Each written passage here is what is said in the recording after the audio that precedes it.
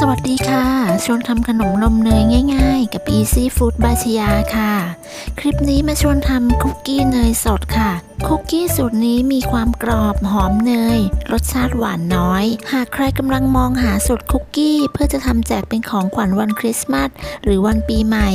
หรือจะเก็บไว้ทานเองก็ลองทำคุกกี้เนยสดสูตรนี้ดูนะคะคุกกี้เนยสดสูตรนี้ทำง่ายๆไม่ยุ่งยากค่ะ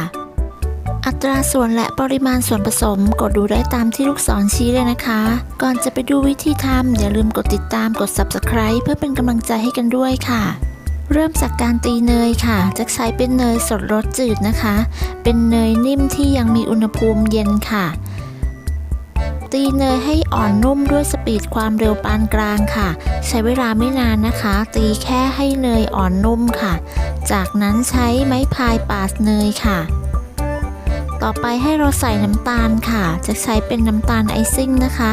ถ้าเพื่อนๆใช้น้ำตาลทรายก็แนะนำให้นำไปปั่นให้ละเอียดก่อนค่ะจากนั้นเปิดสปีดความเร็วปานกลางตีส่วนผสมของเนยและน้ำตาลให้เข้ากันจนขึ้นฟูเล็กน้อยนะคะ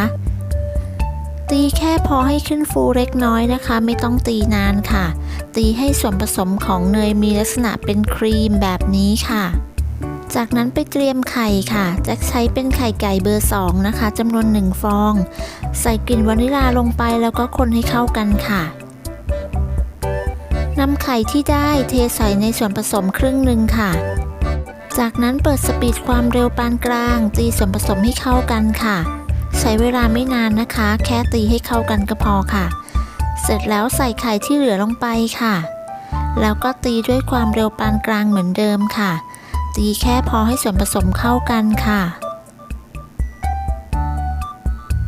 เสร็จแล้วก็ให้ใช้ไม้พายปาดส่วนผสมค่ะต่อไปเราจะไปเตรียมแป้งค่ะผสมแป้งเค้กและแป้งข้าวโพดรวมกันค่ะจากนั้นใส่เกลือลงไปค่ะ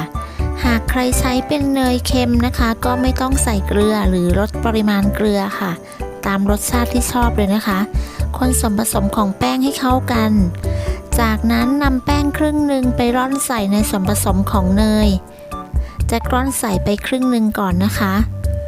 จากนั้นใช้ไม้พายค่ะคนแป้งและเนยให้เข้ากันจากนั้นใส่นมสดลงไปค่ะเปิดสปีดความเร็วต่ำตีส่วนผสมให้เข้ากันค่ะใช้เวลาตีไม่นานนะคะแค่พอเข้ากันก็พอค่ะจากนั้นใส่แป้งที่เหลือลงไปค่ะร่อนแป้งอีกครึ่งหนึ่งที่เหลือลงไปในส่วนผสมค่ะใช้ไม้พายคนส่วนผสมของแป้งและส่วนผสมของเนยให้เข้ากันค่ะพอคนส่วนผสมเข้ากันดีจากนั้นเราก็จะนำไปใส่ในถุงบีบค่ะ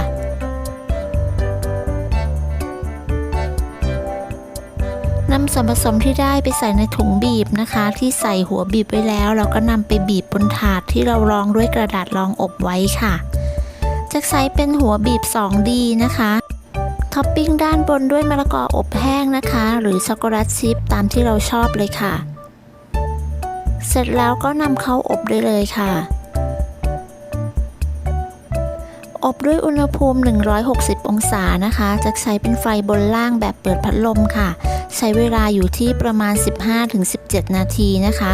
จะวางไว้ชั้นบนของเตาอบนะคะหากใส่เตาอบได้ไม่หมดในครั้งเดียวให้นำส่วนผสมที่เหลือใส่ตู้เย็นไว้ก่อนค่ะเมื่อจะอบก็นำออกมาพักให้คลายเย็นก่อนที่จะใส่ถุงบีบแล้วก็นำเข้าอบเหมือนรอบแรกได้เลยค่ะสูตรนี้จะทำได้ประมาณ60หัวชิ้นนะคะไม่ได้นับจำนวนที่แน่นอนไว้ค่ะหลังจากคุกกี้สุกดีแล้วนะคะเราก็จะนำออกจากถาดแล้วก็วางไว้บนตะแกรงพักไว้ให้เย็นค่ะถ้าอยากให้คุกกี้กรอบนานก็ให้เราอบ2รอบนะคะจะช่วยทำให้คุกกี้ของเรากรอบนานยิ่งขึ้นค่ะรอบที่2ก็อบด้วยอุณหภูมิเท่าเดิมนะคะแต่อบแค่ 5-10 นาทีก็พอค่ะ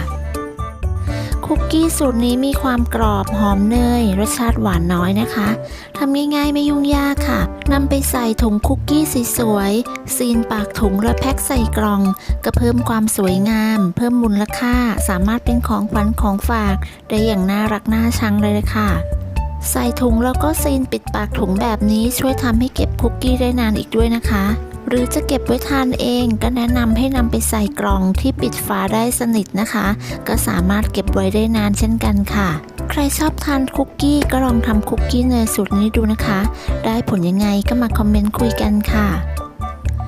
ขอบคุณสำหรับการติดตามรับชมคลิปนี้นะคะ ถ้าเพื่อนๆชอบก็อย่าลืมกดไลค์ กดแชร์ กดติดตามเพื่อเป็นกำลังใจให้กันด้วยนะคะ แล้วก็อย่าลืมกดกระดิ่งแจ้งเตือน เพื่อที่จะไม่พลาดในคลิปครั้งต่อไปด้วยค่ะ สำหรับคลิปนี้จะต้องลาไปก่อนแล้วนะคะ พบกันใหม่ในคลิปหน้าค่ะ สวัสดีค่ะ